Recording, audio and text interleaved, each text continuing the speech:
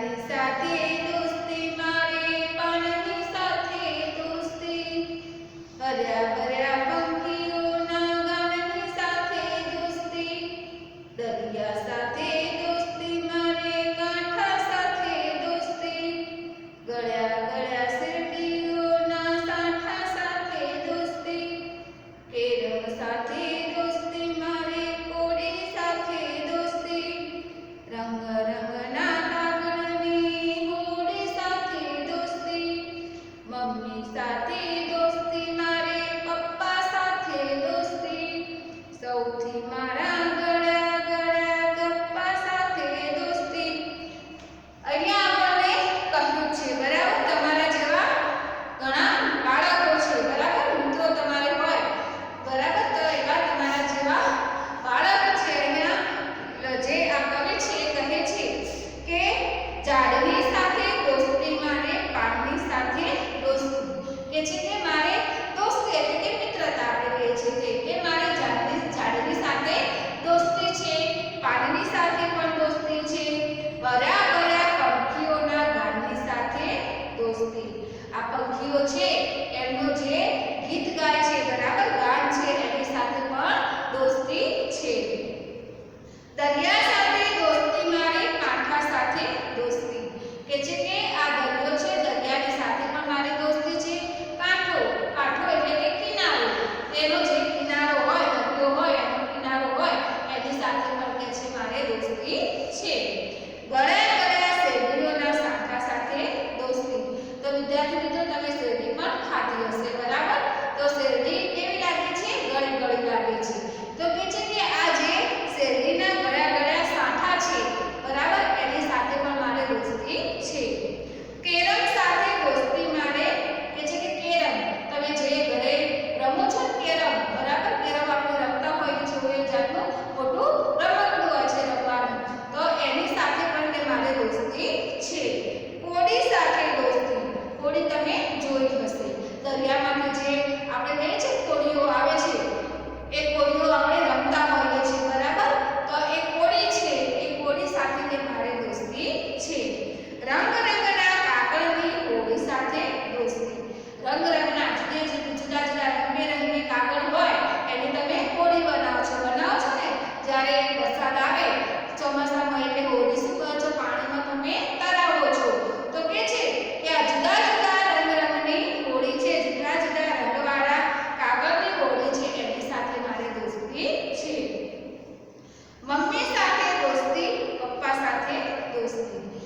સૌથી વધારે વહાલું તમને મમ્મી હોય છે મમ્મી પપ્પા બરાબર તો સૌથી વહાલા આપણને મમ્મી પપ્પા છે એ મમ્મીની સાથે કે મારે દોસ્તી છે અને પપ્પાની સાથે પણ દોસ્તી છે સૌથી મારા ગળ્યા ગળ્યા પપ્પા સાથે દોસ્તી કે મારા પપ્પા જે છે ગળ્યા ગળ્યા એની સાથે સૌથી વધારે કે મારે દોસ્તી છે તો અહીંયા આપણને જે આ ગીત આપેલું છે બરાબર એ ગીતને કોણે લખ્યું છે સુરેશ દલાલે આ ગીત લખેલું છે તો આ ગીતના જે આપણે કવિ કહીએ છીએ એ કોણ છે સુરેશ દલાલ છે અહીંયા આગળ આપણે જોઈએ શોધો અને લખો બરાબર અહીંયા આપણને જો આ ચિત્ર આપેલું છે આ ચિત્રમાં આપણને જુદા જુદા પ્રાણીઓ આપેલા છે તમને જોવા મળતા હશે જુદા જુદા પ્રાણીઓ ચિત્રમાં આપેલા છે તો આ પ્રાણીઓ છે એ પ્રાણીઓ કઈ જગ્યાએ સંતાયેલા છે તે આપણે શોધવાનું છે